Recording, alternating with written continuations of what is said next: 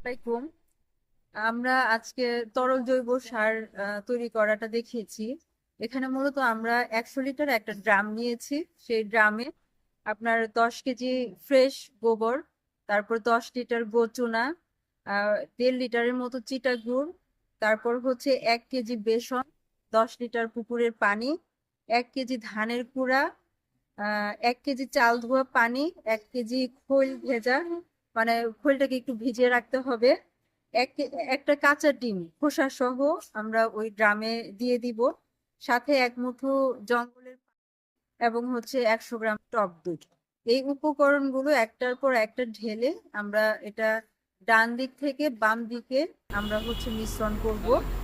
আহ এক্ষেত্রে মিশ্রণ করার পর আমরা হচ্ছে এটা ঢেকে রাখবো বা ছায়াযুক্ত স্থানে রাখবো।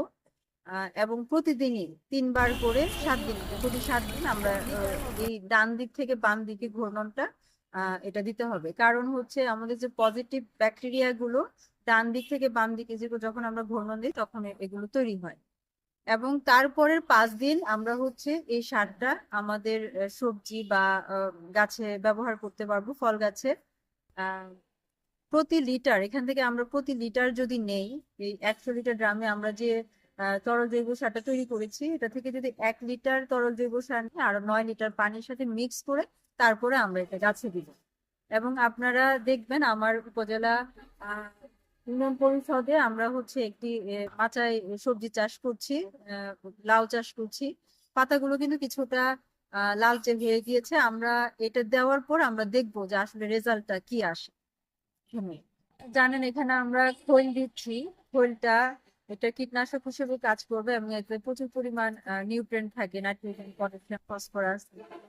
তারপরে জঙ্গলের যে এক মুঠো জঙ্গলের মাটি দিব, মানে যেখানে ডিস্টার্ব করা হয় না ওখানে পজিটিভ ব্যাকটেরিয়া গুলো, ছত্রাক গুলো এবং প্রচুর পরিমাণ জৈব সার থাকে, সেখান থেকে আমরা নিয়েছি। তারপর গোচনা, এটা আহ কীটনাশক হিসেবেও এটা বেশ ভালো কাজ করে এবং সার হিসেবেও কাজ করবে।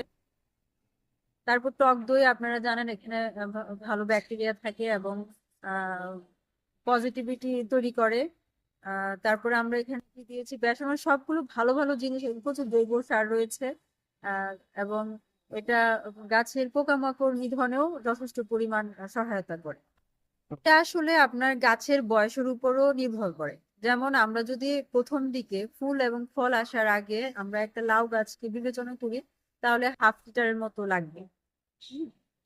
1/2 লিটারের মতো লাগবে, কিন্তু যখন ফুল ফল চলে আসবে তখন কিন্তু 1 লিটার করে লাগবে।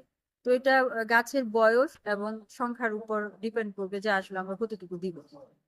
যে কোনো ফসলে প্রয়োগ করা যাবে, ফল গাছ, সবজি, যে কোনো ফসলে এটা দেওয়া যাবে।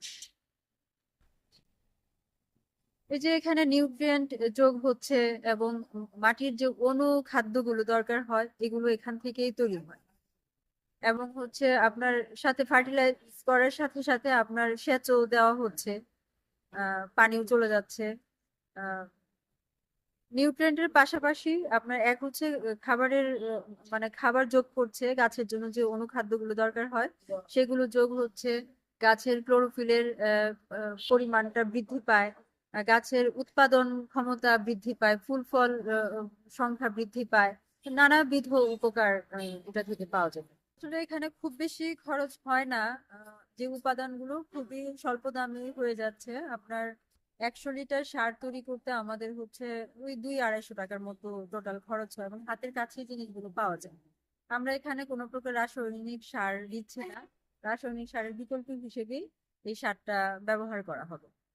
আপনারা জানেন যে আমাদের ঘেরুয়াজানি ইউনিয়নের 3টা গ্রাম, 3টা গ্রাম হচ্ছে অলরেডি কৃষকরা সবাই এই প্রক্রিয়ায় চাষ করছে। এটা তরল জৈব সার প্লাস হচ্ছে হরলিক্স তরল, আহ হরলিক্স সার যেটা খৈল দিয়ে সুপ তৈরি করা হয়। এই দুইটা সারই কৃষকরা নিজেরাই ব্যবহার করছে, তৈরি করে ব্যবহার করছে। এবং আরো অনেক জায়গায় বিচ্ছিন্ন ভাবে কৃষকরা করছে। প্রদর্শনীগুলো বাস্তবায়ন করছি, আমরা চেষ্টা করছি প্রদর্শনী বাস্তবায়ন গুলো এই সারের মাধ্যমে হচ্ছে।